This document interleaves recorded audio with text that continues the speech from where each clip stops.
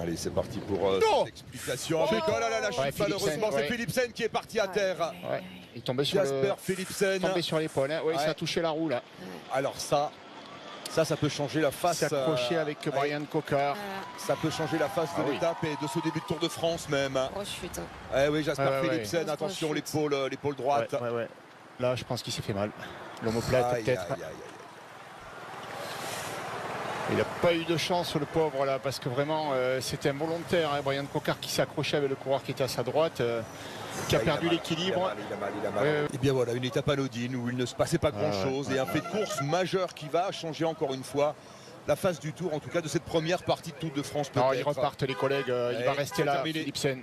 Philipsen qui, dans un premier temps, s'est relevé, mais il a été se rasseoir sur le bord de la route. Et ça semble effectivement très mal engagé pour le maillot vert. Oui, c'est le coureur d'Intermarché là qui semble-t-il fait une vague. C'est qui? C'est Rex.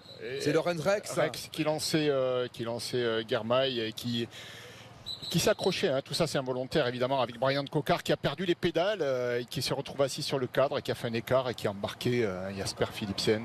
Il ne l'a pas fait exprès. Voilà, c'est inutile de l'engueuler évidemment. On est en colère, mais Brian Coquard il aurait bien aimé. Ne pas risquer de tomber lui aussi. Hein. Philipsen, là, est-ce qu'il pourra repartir? Non.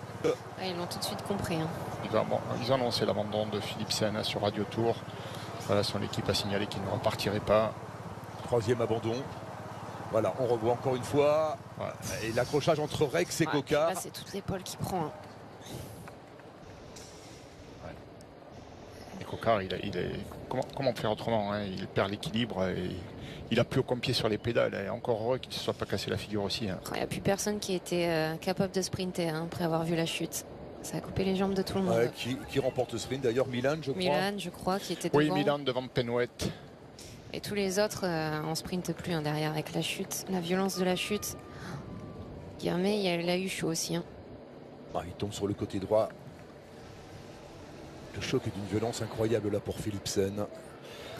Ça va rebattre les cartes du côté de l'équipe Alpecin. Le maillot vert, c'était l'objectif de Philipsen. Ça peut devenir celui de Van Der Poel. Hein. Et on peut voir qu'Adon Groves se sprinter aujourd'hui peut-être. Il n'est pas bien, Jasper Philipsen. Avec encore une chute malheureusement.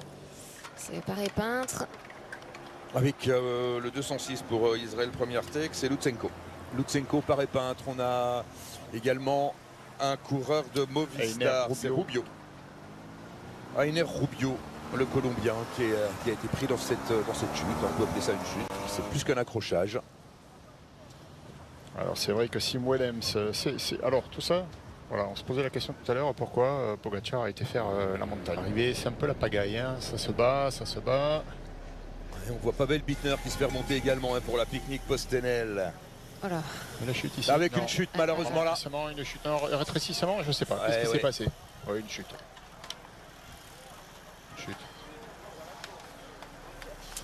Allez, tous ces coureurs seront reclassés dans le temps du premier. On est dans la zone sprint, a priori Remco Evenepoel est dans la chute. Hein. Ils étaient bien placés, ils ont bien reculé là. Est-ce que Tim Merlier, Tim Merlier est là. Finale très décousue. Jordi Meus est tombé. C'est Jordi Meus qui est tombé. Le sprinter de la formation Boransbro.